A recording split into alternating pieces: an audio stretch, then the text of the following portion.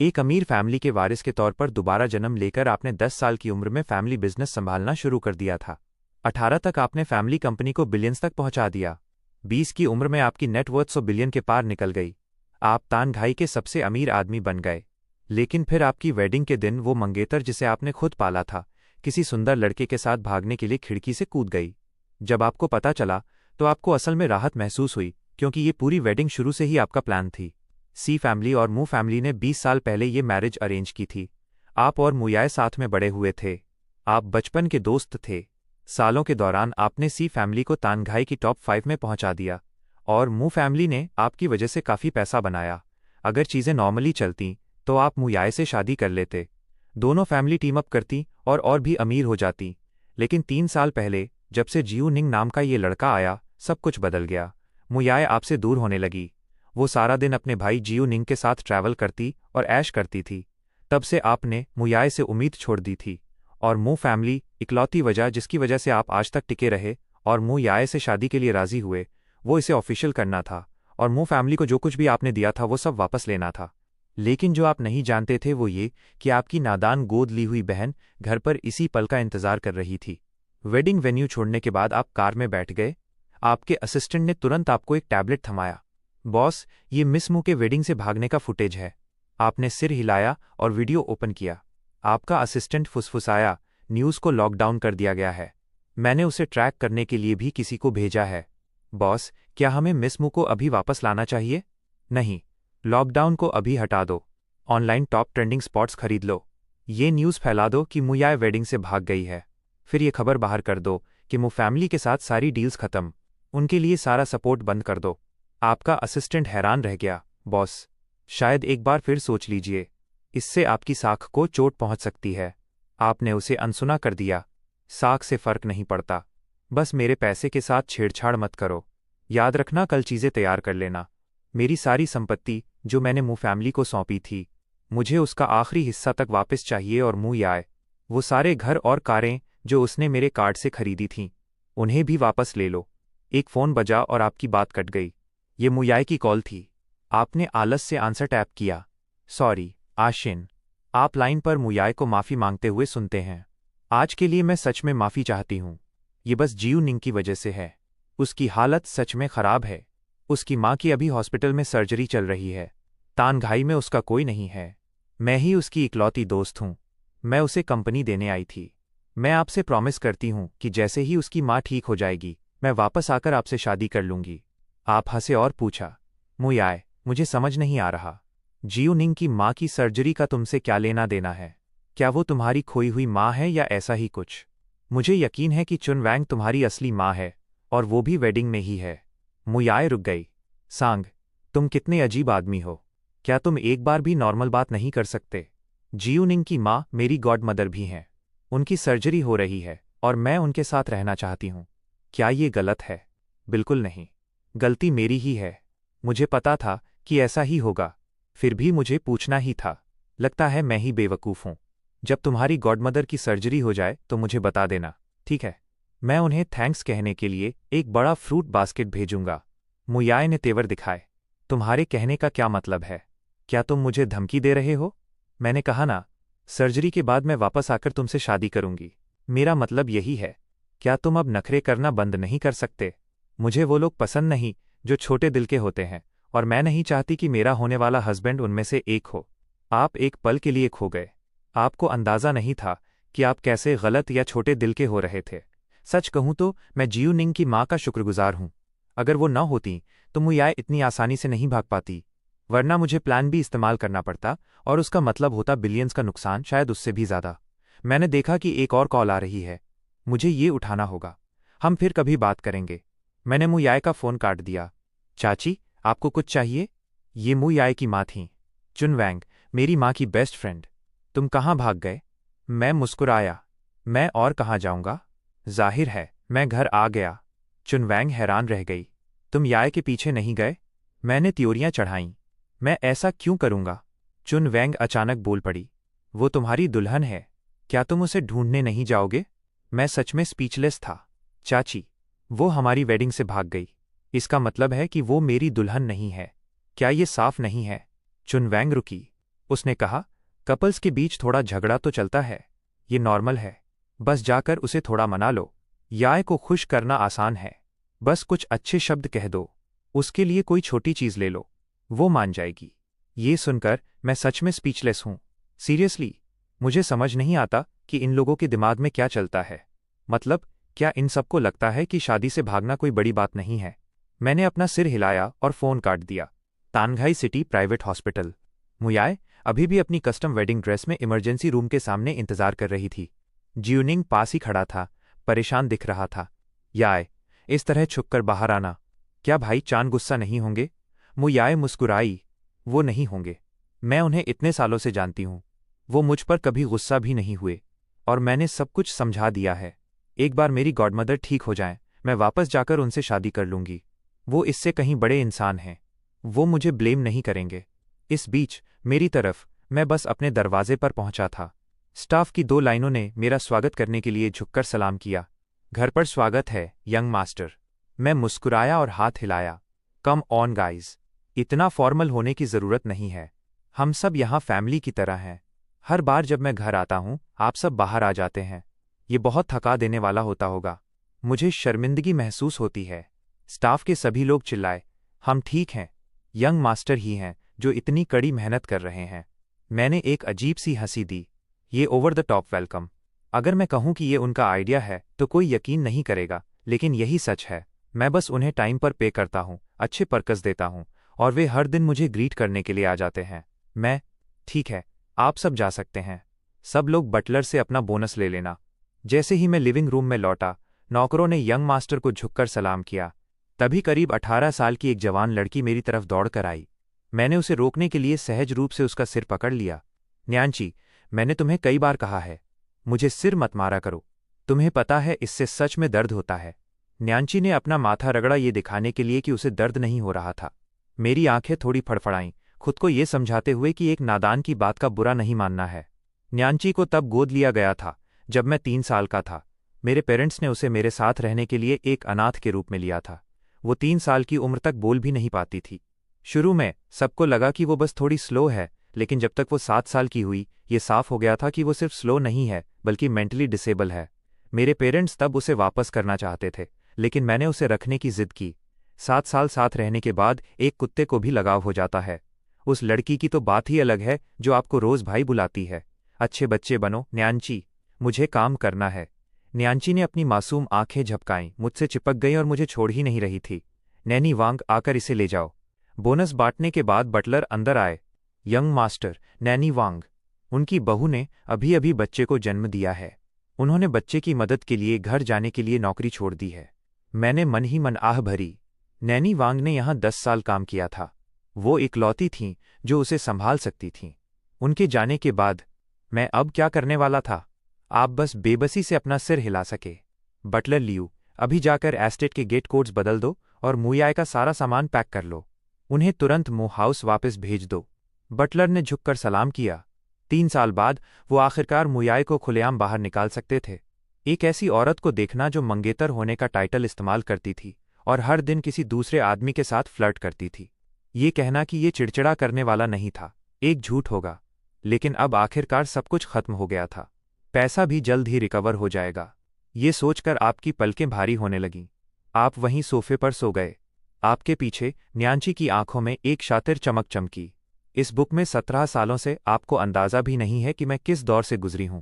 मैं ऑथर हूं, creator God. इस कमबख्त दुनिया के रूल्स ने मेरी फ्रीडम छीन ली थी और मुझे एक बेवकूफ़ की तरह एक्ट करने पर मजबूर किया। किस्मत से मेरे पास एक सिस्टम है। अब प्लॉट वापस ट्रैक पे आ गया है। मुयाय वेडिंग से भाग गई। एक बार जब मेरा नासमझ भाई जागेगा और अपनी गलती रियलाइज करेगा, फिर उसे अपनी सिंसियरिटी से वापस जीत लेगा।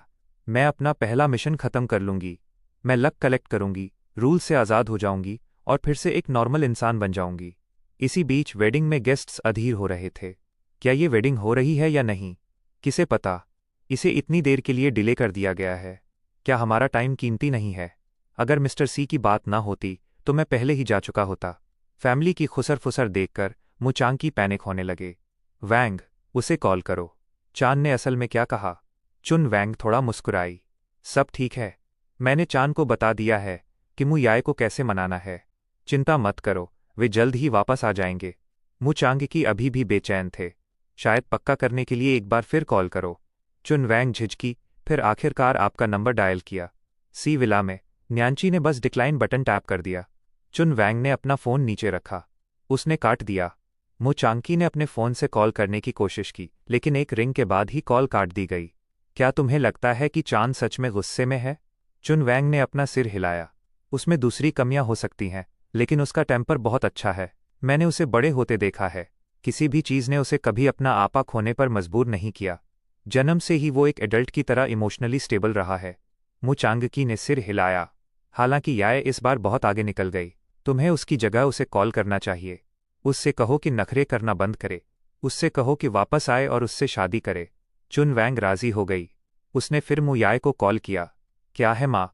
अपनी बेटी की आवाज़ सुनकर चुन वैंग ने राहत की सांस ली। चांद तुम्हें लेने गया है। आज तुम्हारा बड़ा दिन है। मुश्किल खड़ी करना बंद करो। बस उसके साथ वापस आ जाओ। क्या तुम मुझे सुन रही हो? मु याय ने त्योरियां चढ़ाईं। क्या उसने अब शिकायत करना सीख लिया है? मैंने उसे बहुत साफ कह दिया था। हमारे बिजनेस में दखल देना बंद करो, ओके? और चांद को भी बता देना। मैं इस बार सच में गुस्से में हूं। मु याय ने बात खत्म की और फ़ोन काट दिया। जियू निंग ने सावधानी से पूछा, क्या वो तुम्हारी माँ थी? मु याय ने सिर हिलाया। उसने कहा कि चांद मुझे लेने आ रहा है। जियू निंग दुखी दिखा। फिर तुम्हें उसके साथ वापस चले जाना चाहिए, सिस्टर। मैं इसे अकेले संभाल सकता हूं। मु याय ने अपना सिर हिलाया। मैंने कहा था कि मैं तुम्हारे साथ गॉडमदर का इंतज़ार करूंगी। वो मेरे लिए भी एक माँ जैसी हैं। अगर मैं अभी चली गई तो मैं इस सिटी में किसी को मुंह कैसे दिखाऊंगी? चिंता मत करो। जब चांद आएगा तो मैं उसे हमारे साथ इंतज़ार करने के लिए कहूंगी। जियू निंग हैरान था। सच में? भाई सांग हमारे साथ इंतज़ार करेंगे? फिर जियू निंग ने फिर से नीचे देखा। वो एक चमकते सितारे की तरह हैं। एक डैज़लिंग शख्सियत। वो मेरी या मेरी माँ की परवाह क्यों करेंगे? मु याय ने जल्दी से उसे दिलासा दिया। चिंता मत करो। वो वैसे नहीं हैं। वो कभी किसी को नीचा नहीं दिखाते। यहाँ तक कि सड़क पर किसी भिखारी के साथ भी वो भाइयों की तरह रह सकते हैं। इसके अलावा मेरी गॉडमदर उनकी भी गॉडमदर हैं। हमारे साथ रुककर इंतज़ार करना ही सही है। मुझ पर भरोसा करो, मैं सब संभाल लूंगी। मैं तुम्हें एक सीक्रेट बताती हूँ। असल में चांद ही इस हॉस्पिटल के मालिक हैं। 3 साल पहले गॉडमदर की कंडीशन को जानकर उन्होंने मुझे यहाँ एक वीआईपी रूम दिया था। वो हमेशा से बहुत काइंड और जनरस रहे हैं। एक बार वो रिकवर हो जाएं तो मैं उनसे कहूंगी कि वो हम सबको पूरी दुनिया के हनीमून ट्रिप पर ले चलें। जियू निंग ने हैरानी का नाटक किया। क्या क्या मेरी माँ और मैं भी जा सकते हैं? मु याय ने सिर हिलाया। बिल्कुल। तुमने कभी ट्रैवल नहीं किया है। ये परफेक्ट चांस है। हम फैमिली हैं। फैमिली को साथ होना चाहिए, है ना? मु याय के एक्सप्रेशन थोड़े नरम हुए। सांग ने कम उम्र में ही अपने पेरेंट्स को खो दिया था। अपनी डिसेबल सिस्टर का ख्याल रखते हुए उन्होंने एक मुश्किल लाइफ जी है। जब मैं उनकी फैमिली में शादी करके जाऊंगी तो मैं तुम्हें और गॉडमदर को साथ ले आऊंगी। उस तरह उनके पास एक भाई और माँ का प्यार होगा। सी विला में वापस आपने एक बहुत अजीब सपना देखा। ऐसा लगा जैसे आप गुनगुने पानी में हों, बिना किसी अंत के बह रहे हों। और आपके पास कोई और भी लग रहा था। आप देख नहीं पा रहे थे कि वो कौन था, न ही आप उनका चेहरा देख पा रहे थे, बस एक धुंध में बह रहे थे। अचानक एक बज़ ने आपको वापस खींच लिया। आप पूरी तरह रिफ्रेश फील करते हुए जागे। नीचे देखा तो न्यांची आपकी चेस्ट पर गहरी नींद में सो रही थी। उसकी लार ने आपकी शर्ट भिगो दी थी। आप बेबसी से मुस्कुराए और फ़ोन उठाया। जल्दी बोलो, मुझे न्यांची को बेड पर ले जाना है। लाइन पर 3 सेकंड तक खामोशी रही। सर, जैसा आपने ऑर्डर दिया था सब कुछ हो गया है। कल ये पूरे शहर और पूरे देश को हिला देगा। आपने सिर हिलाया। Good job. मुझे तुम पर भरोसा है। इस महीने तुम्हारा बोनस डबल है। अभी फाइनेंस से जाकर ले लो। असिस्टेंट दंग रह गया। लेकिन अभी पेडे नहीं है। आप हंसे। तुम्हारी वाइफ की डिलीवरी किसी भी दिन होने वाली है ना? मैं तब अपने प्राइवेट हॉस्पिटल में अरेंजमेंट कर दूंगा और तुम्हें एक प्रीमियम प्राइवेट रूम दिलाऊंगा। फ़ोन से एक गहरी सांस की आवाज़ आई। Thank you CEO. अब से मेरी लाइफ आपकी है। आपने मुस्कुराहट के साथ फ़ोन काट दिया, फिर न्यांची को वापस रूम में ले गए। चीज़ों के पकने के लिए एक रात काफ़ी है। अगली सुबह जल्दी आप बेड पर जागे और आंखें खोलते ही चौंक गए। न्यांची, तुम ये क्या कर रही हो? अभी नीचे उतरो। छज्जे पर न्यांची ने अपनी बॉडी को पीछे खींचा, बड़ी बड़ी मासूम आंखों के साथ पीछे मुड़ी। उसके खोए हुए एक्सप्रेशन को देखते हुए आपने राहत की सांस ली। तुम पागल लड़की, तुम कब सीखोगी? क्या मुझे सच में तुम्हें अपनी बाकी लाइफ के लिए घर पर ही रखना होगा? न्यांची खिड़की से सीधे बेड की तरफ कूदी। आप उसे पकड़ने के लिए मजबूर थे और एक जोरदार थपकी की आवाज़ आई। वो सीधे आपकी चेस्ट से टकराई, जिससे आप दर्द में कराह उठे। आप सच में बेबस महसूस कर रहे थे। सिर्फ एक दिन के बाद आपने पहले ही नैनी वांग को मिस करना शुरू कर दिया था। फ्रेश होने के बाद आप जल्दी से घर से निकल गए। ग्रुप हेडक्वार्टर्स, सीईओ का ऑफिस। आपने ट्रेंडिंग न्यूज़ ओपन की। टॉप सर्च, तानघाई के सबसे अमीर आदमी की वेडिंग थी। दुल्हन पहले से लेकर 10वें स्पॉट तक भाग गई थी। ये सब उसके छोड़े जाने और धोखा मिलने के बारे में था। आप अपनी मुस्कुराहट मुश्किल से छिपा पा रहे थे। तभी आपकी एक्स मंगेतर के पिता मु चांकी ने कॉल किया। आपने न्यूज़ से एग्जिट किया और आंसर दिया, शेन, ये ट्रेंडिंग न्यूज़ का क्या चक्कर है? क्या तुमने इन्फॉर्मेशन ब्लॉक नहीं की थी? आप मुस्कुराए। मैं इसे ब्लॉक क्यों करूंगा? मु चांगकी दंग रह गया। ये सी फैमिली की रेपुटेशन की बात है। इसे हटाना अभी भी बहुत देर नहीं हुई है। मैं इसे क्यों हटाऊं? मु चांगकी फिर से जम गया। क्या तुम्हें अपनी फैमिली के नाम की परवाह नहीं है? आपको अचानक कुछ रियलाइज़ हुआ। ओह, तो आप मेरी फैमिली के नाम को लेकर परेशान हैं। उसकी चिंता मत करिए। रेपुटेशन आती जाती रहती है। मुझे कभी परवाह नहीं रही कि दूसरे क्या कहते हैं, लेकिन आपकी मु फैमिली बेहतर होगा ये सोचे कि मुझे एक प्रॉपर एक्सप्लेनेशन कैसे देनी है। मु चांकी ने हैरानी में पूछा, मेरी फैमिली पर तुम्हारा क्या एक्सप्लेनेशन उधार है? तुम खुद याय को वापस लाने में फेल रहे। क्या तुम सच में इसके लिए हमें ब्लेम कर रहे हो? आप उसके शब्दों से हैरान रह गए। आप सच में नहीं समझ पा रहे थे कि मु फैमिली का दिमाग कैसे काम करता है। वे सब इतने अजीब क्यों थे? मु चांकी, क्या आपको पता भी है कि आप क्या कह रहे हैं? वो आपकी बेटी मुयाय थी जो किसी दूसरे आदमी के साथ भाग गई। आप इसके लिए मुझे ब्लेम कैसे कर सकते हैं? मु चांकी ने तुरंत पलटवार किया। याय का रिश्ता तुमसे बचपन से ही तय था। वो बहुत पहले से ही एक सी है। उस दिन से जब से वो तुम्हारे घर में रहने आई थी। उसके मामले अब हमारी चिंता का विषय नहीं थे। तुम उस पर नजर नहीं रख सके। ये तुम्हारी प्रॉब्लम है। तुम मु फैमिली को ब्लेम कैसे कर सकते हो? आप तुरंत दंग रह गए। तो मु फैमिली ऐसा सोचती है। उस मामले में आपने उन्हें गलत समझा था। वे असल में काफी चतुर थे। उन्होंने बहुत पहले ही तय कर लिया था कि वो सी फैमिली की अमानत है। उन्हें सिर्फ फायदों की परवाह थी, इस बात की नहीं कि वो जिए या मरे। अब नॉर्मल तो असल में आप थे, जो इस एलीट फैमिली को नॉर्मल लोगों की तरह ट्रीट कर रहे थे।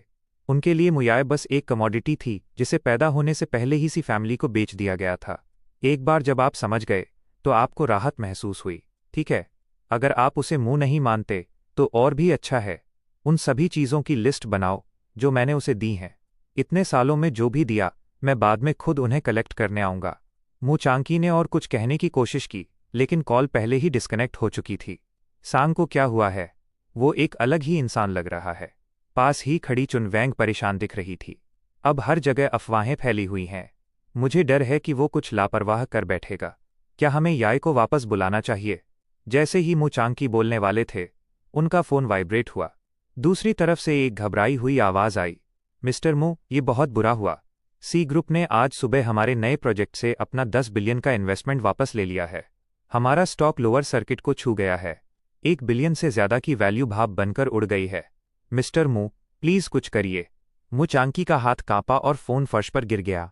वैंग, अभी याय को कॉल करो। उससे कहो कि तुरंत यहाँ वापस आए। मैं कुछ महंगे गिफ्ट्स तैयार करूंगा और पर्सनली सांग से माफ़ी मांगूंगा। पब्लिक में ये भी अनाउंस कर दो कि हम वेडिंग को रिशेड्यूल कर रहे हैं। भले ही मुझे चेन का इस्तेमाल करना पड़े, वे इस बार शादी कर रहे हैं। चुन वैंग ने भी दिवालिया होने की खबर सुनी। दहशत में उसने प्राइवेट हॉस्पिटल में मुयाय का नंबर डायल किया। एक वीआईपी वार्ड में मुयाय ने फ़ोन उठाया। वो काफ़ी चिढ़ी हुई लग रही थी। माँ, आप फिर से कॉल क्यों कर रही हैं? क्या सांग आपसे मिलने गया था? उसे बता दो, मैं जल्द ही वापस आ जाऊंगी। चुन वैंग चीखी, चाहे तुम कहीं भी हो, 30 मिनट के अंदर घर वापस आ जाओ वरना मैं तुम्हें बेदखल कर दूंगी। मुयाय ने त्योरियां चढ़ाईं। क्या ये सांग है? क्या उसने आपको धमकी दी? चुन वैंग झिझकी। हाँ, सांग ने इन्वेस्टमेंट वापस ले लिया और हमारे साथ सारा कोऑपरेशन बंद कर दिया है। हम दिवालिया हो रहे हैं। तुम्हारे डैड ने कहा है कि वापस आ जाओ। हम उनके लिए वेडिंग दोबारा रखेंगे, तभी हम बच सकते हैं। मुयाय दंग रह गई। उसे उम्मीद नहीं थी कि वो उसे शादी के लिए मजबूर करने के लिए इतना छोटा काम करेगा। उसने इतने घटिया तरीके इस्तेमाल किए, लेकिन फिर ये इसलिए है क्योंकि वो उससे बहुत प्यार करता है। वो मुड़ी और बेड पर बेहोश पड़ी औरत को देखा। उसने आह भरी, माँ, चिंता मत करो, मैं सांग को कॉल करूंगी और सब समझा दूंगी। वो ये बचकानी शरारतें बंद कर देगा। कॉर्पोरेट हेडक्वार्टर में जैसे ही आप कार में बैठे, आपका फ़ोन बजा।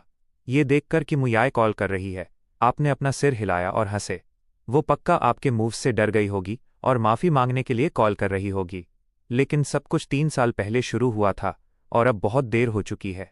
अगर वो प्लान ना होता तो सब कुछ वापस पाने का प्लान ना होता तो आपने इतना इंतज़ार नहीं किया होता। भले ही आप बहुत अमीर हैं, लेकिन 10 साल की उम्र में कमान संभालने के बाद से ये बिलियंस ऑफ डॉलर्स की बात है। आपने जो एक एक सेंट कमाया है वो कड़ी मेहनत से आया है। आपकी तरफ से किसी को फ्री राइड नहीं मिलती।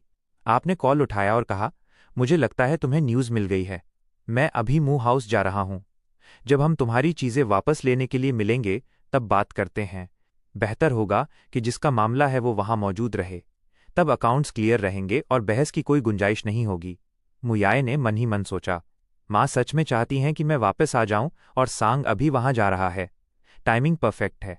ये सब उसके छोटे से प्लान का हिस्सा है। हालांकि उसने जियू से वादा किया था कि वो गॉडमदर के जागने तक रुकेगी, ये जानते हुए कि वो उसके लिए वेडिंग प्लान कर रहा है। वो कितनी खुश होगी। अगर मैं थोड़ा और इंतज़ार करूं तो वो मुझे ब्लेम नहीं करेगा, है ना? ठीक है, तुम आगे बढ़ो, मैं थोड़ी देर बाद आऊंगी। मूव हाउस में मेरा इंतज़ार करना। इस बार मेरी गलती है, अब और गुस्सा मत हो। जब मैं घर आऊंगी तो इसकी भरपाई कर दूंगी। ये सुनकर आप दंग रह गए। आप वहां हिसाब किताब करने जा रहे हैं। अगर मुयाए नहीं आती है तो कुछ चीज़ें वापस पाना मुश्किल हो सकता है, लेकिन इससे फ़र्क नहीं पड़ता। आज बड़ा हिस्सा वापस ले लो, बाकी लीगल टीम संभाल लेगी। वे एक एक पैसा वापस ले लेंगे। ठीक है, तुम अपना काम करो, मौका मिलने पर बात करेंगे। इसके साथ ही आपने फ़ोन काट दिया। चान हुई, क्या सब तैयार है? असिस्टेंट ने अपना ब्रीफकेस थपथपाया। चिंता मत करो बॉस, मेरे पास सारी फाइल्स हैं। आज आपको अपना सामान वापस मिल जाएगा। मुझे तुम्हारे काम पर हमेशा भरोसा रहा है। मैंने हॉस्पिटल में सब क्लियर कर दिया है। अपनी वाइफ को अब वहाँ शिफ्ट कर दो। वहाँ बेस्ट नर्सेज हैं, उसका अच्छे से ख्याल रखा जाएगा। फिर तुम काम पर फोकस कर सकोगे। चान हुई ने इमोशनल होकर सिर हिलाया। थैंक यू बॉस, मैं तुरंत अरेंजमेंट करता हूँ। 30 मिनट बाद कार मो एस्टेट पर रुकी। आपके साथ लंबे चौड़े बॉडीगार्ड्स की एक लाइन बाहर निकली। सावधानी बरतना हमेशा बेहतर होता है। बॉडीगार्ड्स बहुत सी मुसीबतों को बचा लेते हैं। नौकर आपको जानते थे। उन्होंने दूर से ही गेट खोल दिया। जाओ मालिक को बताओ, दामाद वापस आ गया है। आप एस्टेट में दाखिल हुए और सीधे लिविंग रूम की तरफ बढ़े। मु चांकी, चुन वैंग और मु कियान पहले से ही इंतजार कर रहे थे। सांग, मैं बस तुम्हें ढूंढने ही वाला था। मैंने तुम्हारी माँ से कहकर याय को घर बुलवाया है। वो जल्द ही यहाँ होगी। आप चौंक गए। मेरी माँ यहाँ है, उन्हें मेरे सामने लाओ। मैं उनसे पूछना चाहता हूँ कि वो 5 साल पहले क्यों चली गई थी। और वो बुढ़ा भी वापस आ गया होगा, है ना? उसे बाहर लाओ, मुझे उससे हिसाब चुकता करना है। मु चांकी अजीब तरह से मुस्कुराया। तुम्हें गलतफहमी हुई है। तुम्हारी माँ नहीं, बल्कि वैंग। सास भी तो माँ ही होती है ना? आपने त्योरियां चढ़ाईं। चुन वैंग, मेरी सास कब से हो गई? मेरे मुंह पर झूठ मत बोलो, मैं तुम्हारा दामाद नहीं हूं। चुन वैंग ने आपका हाथ पकड़ा। मुझे पता है तुम कल की बात को लेकर अभी भी गुस्से में हो, लेकिन ये तो आखिर होना ही है। मुझे अभी माँ कहो या बाद में, मुझे इसमें कोई दिक्कत नहीं है। आप सिहर उठे, आपके रोंगटे खड़े हो गए। आपने अपना हाथ पीछे खींच लिया। इस बारे में हम बाद में बात करेंगे। आपने मेरे इन्वेस्टमेंट वापस लेने और हमारी पार्टनरशिप खत्म होने के बारे में सुन ही लिया होगा। मु कियान तभी बीच में कूद पड़ा। दीदी ने कहा है कि ये शरारतें बंद करो, वरना वो सच में तुम्हें इग्नोर कर देंगी। आपने चान हुई की तरफ देखा। ये कहता है कि ये एक शरारत है। क्या ये सिर्फ एक ज़बानी धमकी थी? चान हुई ने अपना सिर हिलाया। मुझे पूरा यकीन है कि फंड्स हमारे अकाउंट में वापस आ चुके हैं। नोटिस जारी हो चुका है। मु फैमिली के साथ सारा को ऑपरेशन रुक गया है। अगर आपको यकीन नहीं है तो खुद चेक कर लीजिए। आपने तुरंत अपना फ़ोन चेक किया। फिर आपने राहत की सांस ली। बच्चे, इससे दूर रहो, सिर्फ बड़ों की बात हो रही है। वैसे तुम्हारी दीदी ने मेरा कार्ड इस्तेमाल करके तुम्हारे लिए बहुत कुछ खरीदा है। जाओ अपना अलाउंस चेक करो। देखो, क्या ये मुझे वापस चुकाने के लिए काफ़ी है? रोना मत, जब तुम कंगाल हो जाओगे। मुकियान ने तुम्हें एक नज़र देखा। कोई गिफ्ट वापस कैसे ले सकता है? तुमने मुकियान का सिर थपथपाया। तुमने मुझे पहले 2 कैंडियाँ दी थीं, मैंने उन्हें खा लिया। लेकिन क्या तुमने बाद में उन्हें वापस नहीं मांगा था? तो मैं अपना सामान वापस क्यों नहीं ले सकता? इसके अलावा तुम्हारी बहन ने मेरी परमिशन के बिना मेरा पैसा इस्तेमाल किया। ये तो सही है कि मैं इसे वापस ले लूं, है ना? मुकियान जम गया। मेरा सामान? ऐसा नहीं हो सकता कि तुम इसे ले लो। वो भाग गया। मु चांकी हंसे। सांग, उसे चिढ़ाना बंद करो। अगर वो याय के सामने रोया तो तुम्हें बहुत माफ़ी मांगनी पड़ेगी। तुम्हारे होंठ फड़फड़ाए। मिस्टर मू, क्या आपको लगता है कि मैं मजाक कर रहा हूँ? मु चांगकी मुस्कुराते रहे। बच्चे कुछ भी कह देते हैं। हम यहाँ बच्चे नहीं हैं। किसी बच्चे की बातों पर बहस करने की ज़रूरत नहीं है। इससे बस हम ही बुरे दिखेंगे। आपने बेबसी से अपना हाथ हिलाया। चानहुई ने फाइलों का एक ढेर बाहर निकाला। मिस्टर मू, ये मिस मू के खर्चों की लिस्ट है। एक एक सेंट रिकॉर्ड किया गया है। प्लीज़ इस पर एक नज़र डालिए और बिल सेटल करिए। मु चांगकी ने लिस्ट ली। उन्होंने आखिर तक पन्ने पलटे। उनका हाथ कांपा और लिस्ट गिर गई। 300 मिलियन? ये इतना ज़्यादा कैसे हो सकता है? याय 5 साल से भी कम समय पहले बाहर गई थी। हम उसे महीने के 100,000 देते हैं। वो उतना भी खर्च नहीं कर पाती। वो 300 मिलियन कैसे खर्च कर सकती है? आप हंसे। उसने सिर्फ मेरा पैसा खर्च किया। जाहिर है आपका पैसा अछूता रहा। शुरू में ये ज़्यादा नहीं था। बड़ा खर्चा बाद में आया। मिस्टर मू, शायद आपको पता नहीं है। आपकी बेटी ने मेरा कार्ड लिया और अपने बॉय टॉय के साथ ट्रैवल किया।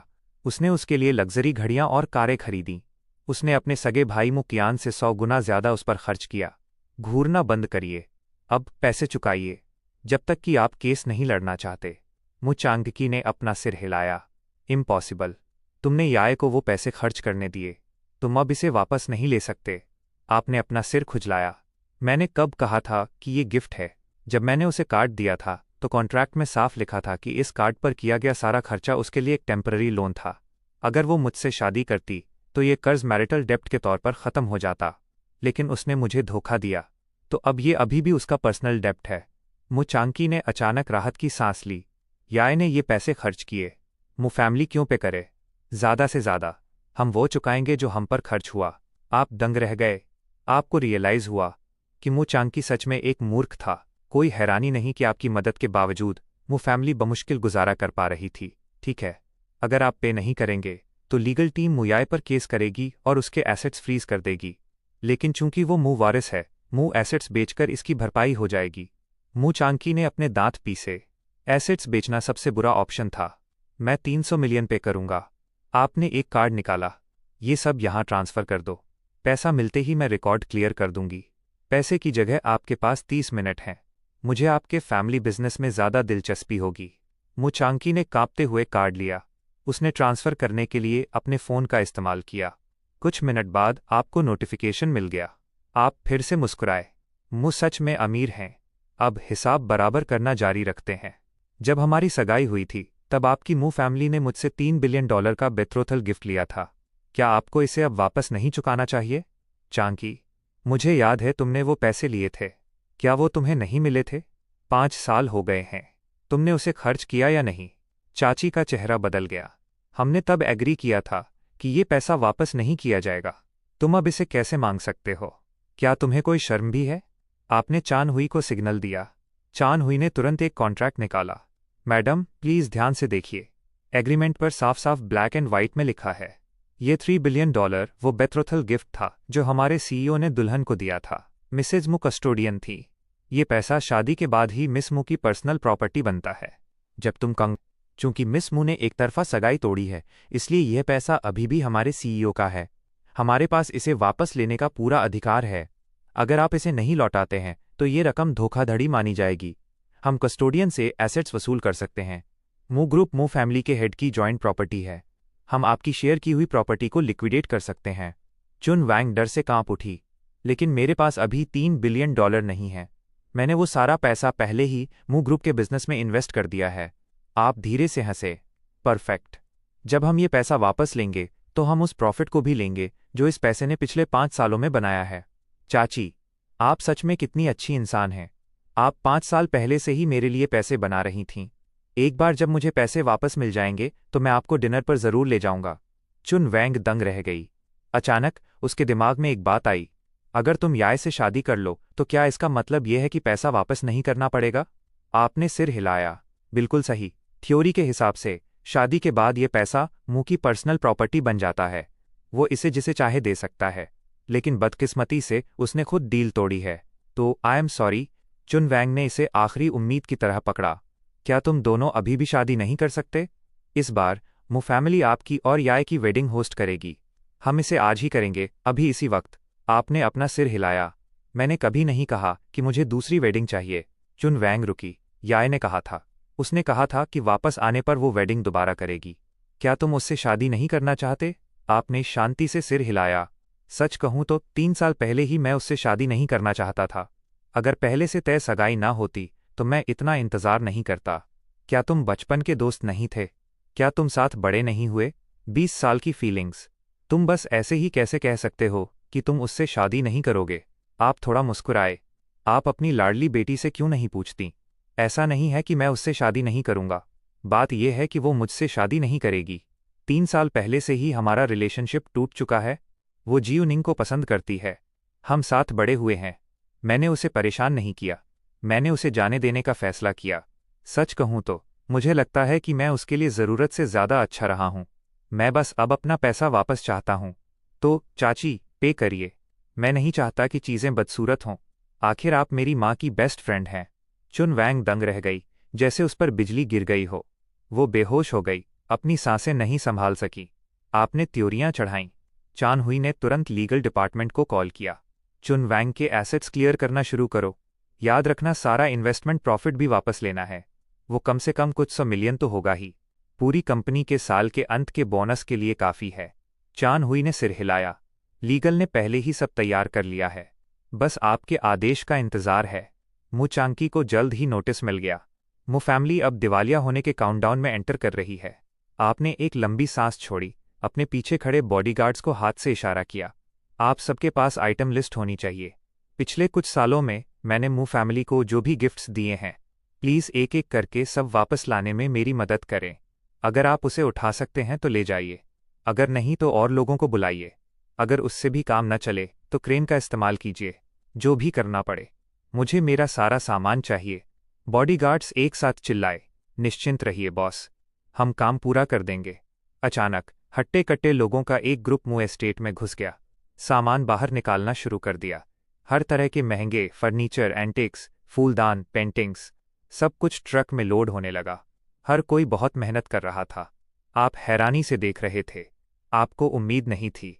आपने असल में मु फैमिली को इतना सारा सामान दिया था, लेकिन याय के बदलने से पहले। तब आपने वास्तव में उन्हें अपनी होने वाली वाइफ की तरह माना था।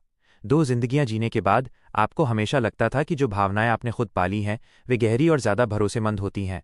और याय शुरू से ही क्यूट थी, बड़ी होकर एक असली ब्यूटी बनी। आपने अपनी छोटी दुल्हन को लाड़ प्यार देने में कोई कसर नहीं छोड़ी। 3 साल पहले तक, जब याय को जियोनिंग से प्यार हो गया, तब आपको चीज़ों का एहसास हुआ और आपने खुलकर शावर जेल खरीदा। आपने अपनी भावनाओं को एक भाई या पिता के बंधन की तरह ज़्यादा देखा। ये फैमिली लव में बदल गया। आपको चोट पहुंची और आप परेशान हुए, लेकिन 2 जिंदगियां जीने के बाद आप इससे जल्दी उबर गए। फूल तो चुन लिया गया था, लेकिन गमले को वापस लेना ज़रूरी है। साथ ही रिच सॉयल और आपका सारा सामान।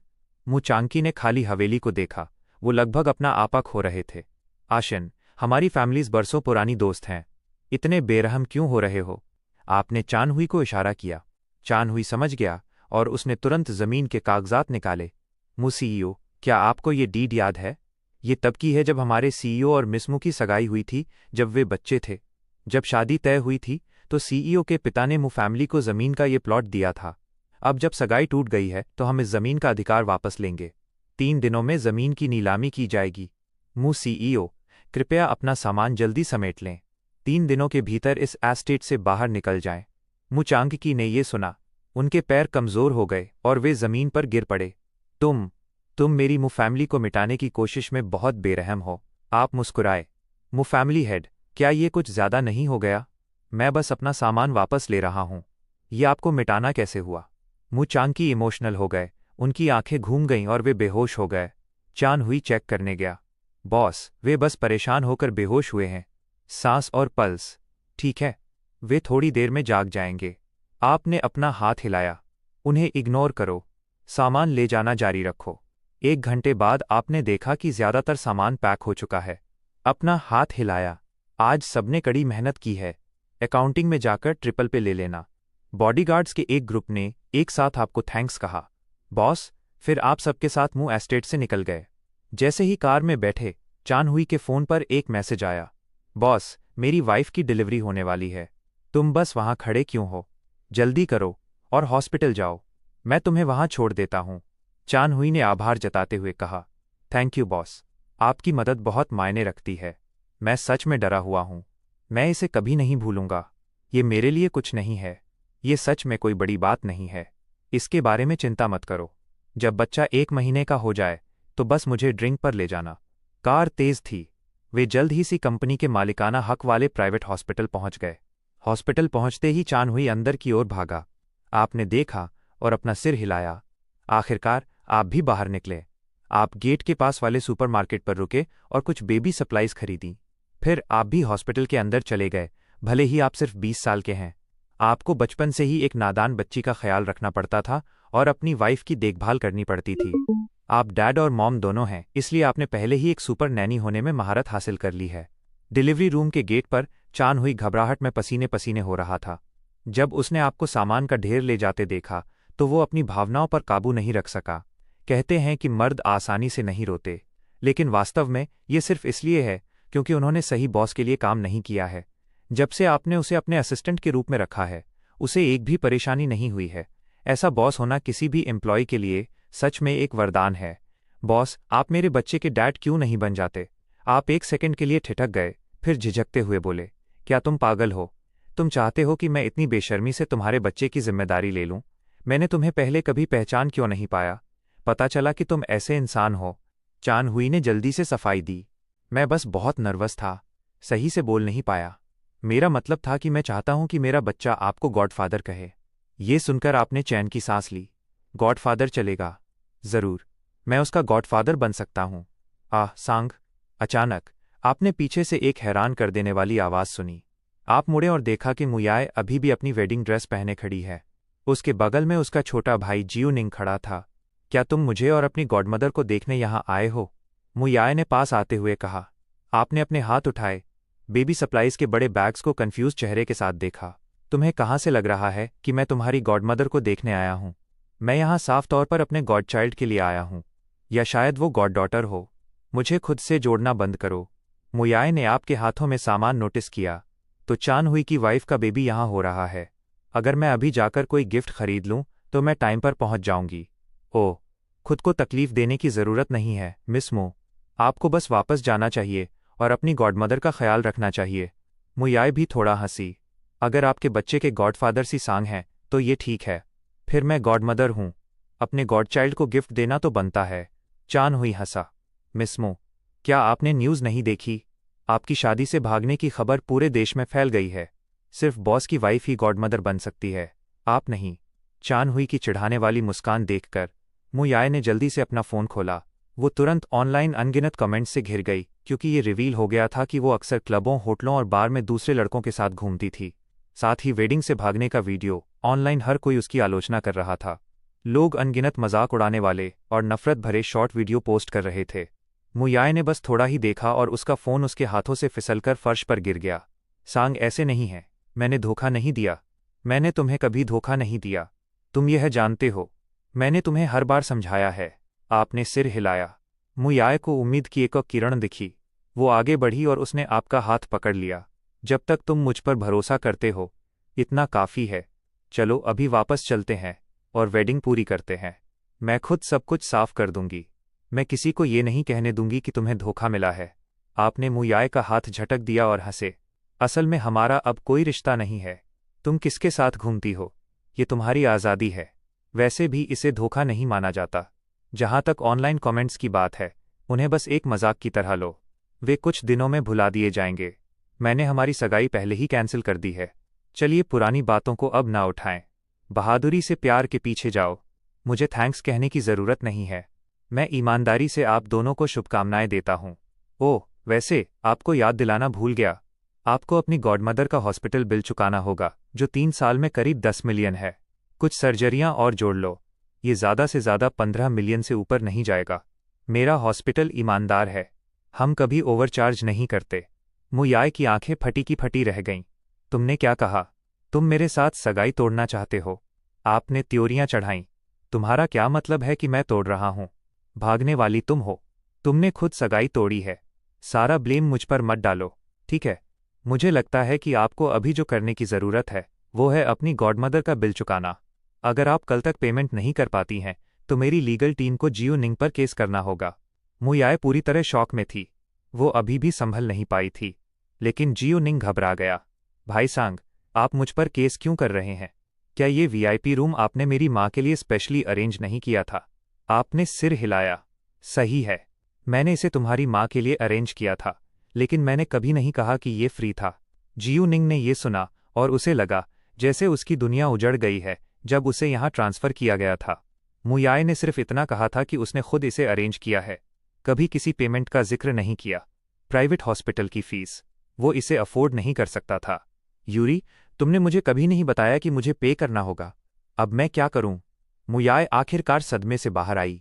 ये सिर्फ 10 मिलियन प्लस ही तो है ना? तुम इतना पैनिक क्यों हो रहे हो? आशिन इतना कंजूस नहीं है।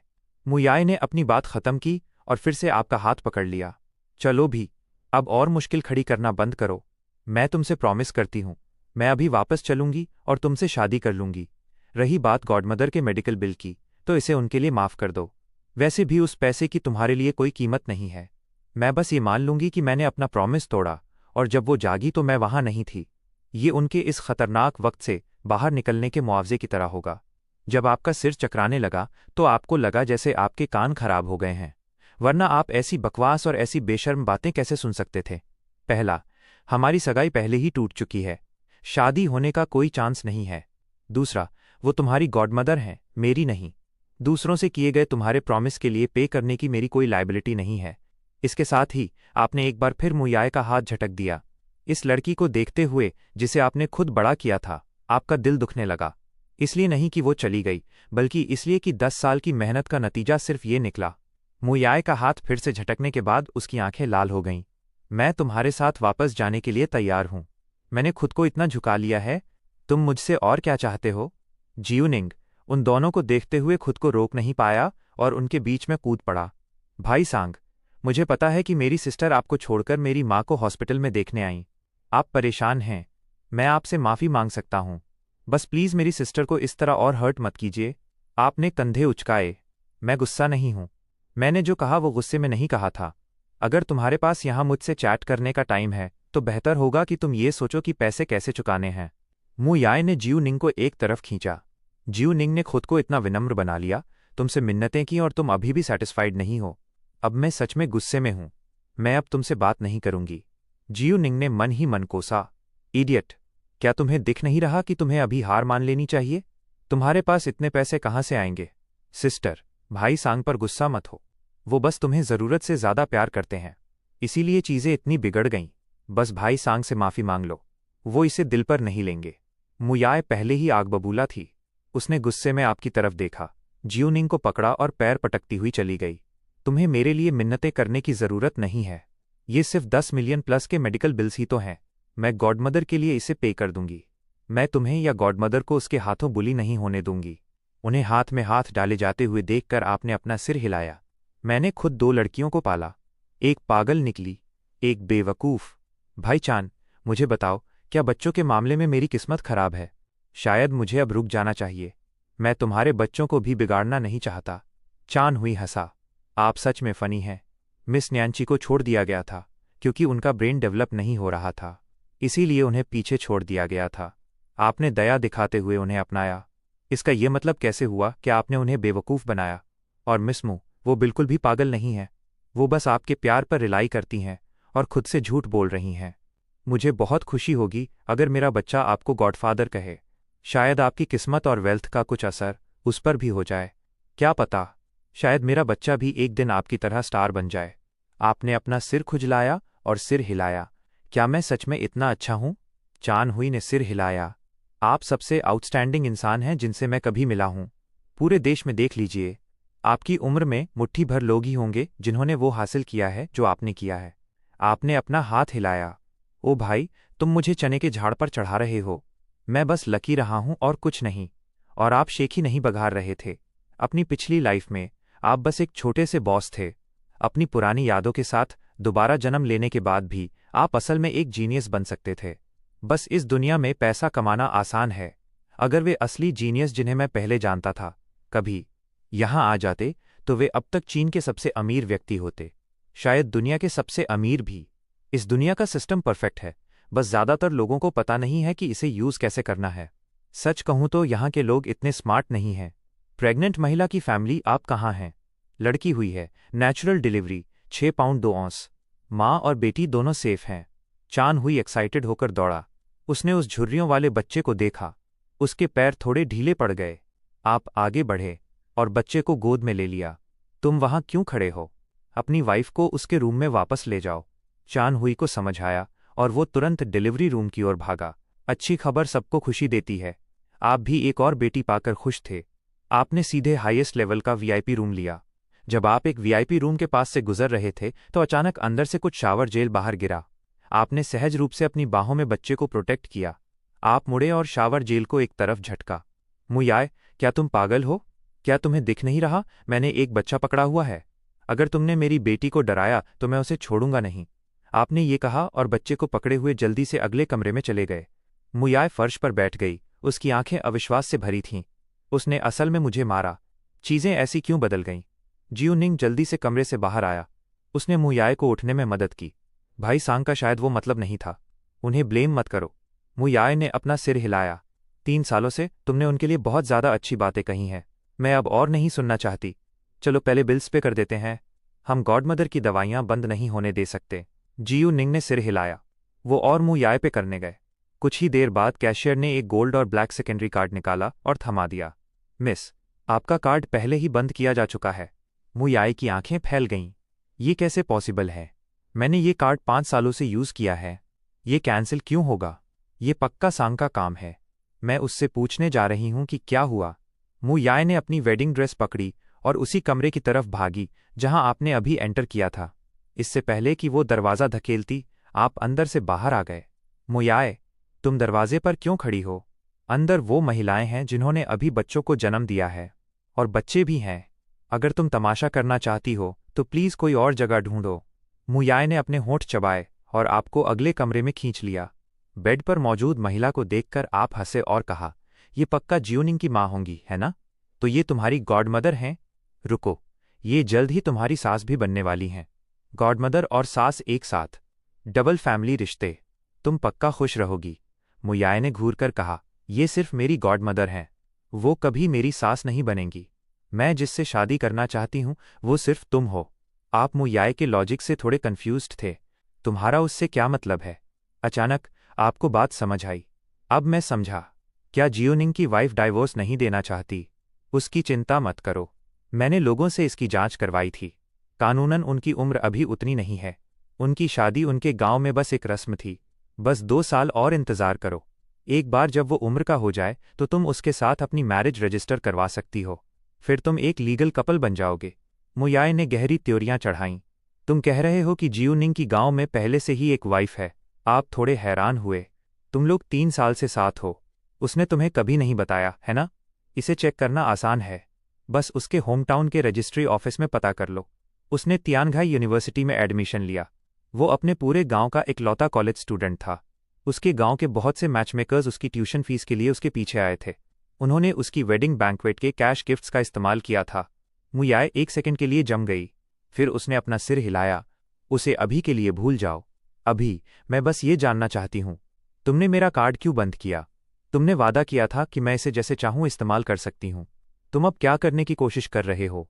क्या तुम मुझे इस तरह हार मानने के लिए मजबूर कर रहे हो? ठीक है, तो मैं तुम्हें बता दूं। तुम जीत गए। मैं हार मानती हूँ। मैं तुमसे भीख मांगती हूँ। प्लीज़ तमाशा करना बंद करो। मेरा कार्ड रिस्टोर करने और गॉडमदर का बिल भरने के बाद हम सीधे घर चलेंगे और शादी कर लेंगे। आपकी ट्राइजेमिनल नर्व बेकाबू होकर फड़कने लगी। मुयाय, तुम क्या बातें कर रही हो? मैंने तब वादा किया था कि तुम उस फैमिली कार्ड को अपनी पसंद के हिसाब से इस्तेमाल कर सकती हो। लेकिन क्या तुम्हें पता भी है कि फैमिली का मतलब क्या होता है? तुम मेरी मंगेतर हुआ करती थी, इसलिए तुम फ्यूचर फैमिली में गिनी जा सकती थी। लेकिन अब तुम्हारा कोई रिश्ता नहीं है। मेरे द्वारा फैमिली कार्ड का एक्सेस वापस लेने में क्या गलत है? अगर तुम्हें अभी भी कार्ड चाहिए तो तुम अपने प्यारे भाई जियोनिंग से मांग सकती हो। उसका फैमिली कार्ड। वो तुम्हारा होने वाला हस्बैंड है। उसका पैसा खर्च करना तो नेचुरल है, समझी? मुयाय की आंखें फटी की फटी रह गईं। वो पूरी तरह शॉक में दिख रही थी। शेन, तुम ये क्या कह रहे हो? वो मेरे लिए बस एक छोटे भाई जैसा है। वो मेरा होने वाला हस्बैंड कैसे हो सकता है? मैंने तुम्हें कितनी बार समझाया है।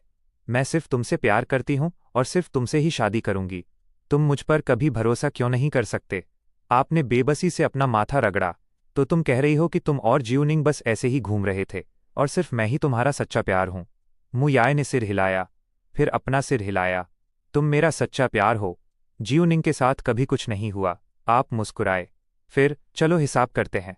इन 3 सालों में तुमने और जियोनिंग ने देश भर में 70 से ज़्यादा टूरिस्ट स्पॉट्स देखे, 340 से ज़्यादा होटलों में चेक इन किया, साथ में 800 से ज़्यादा बार खाना खाया।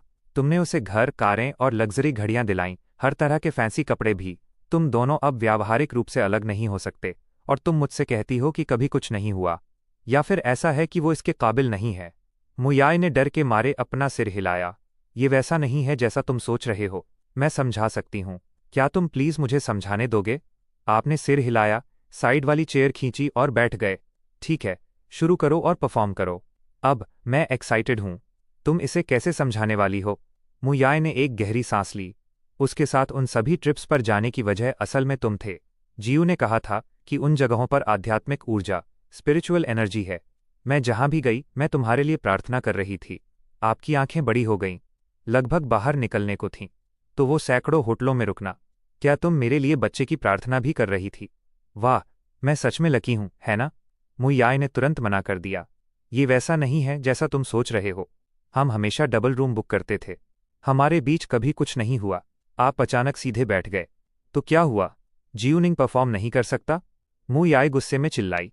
हमारे बीच चीज़ों को घुमाना बंद करो, ओके? हम बस प्योर भाई बहन हैं। बस इतना ही। आप लापरवाही से हंसे। हाँ, जरूर। मुझे विश्वास है कि तुम लोग मासूम हो।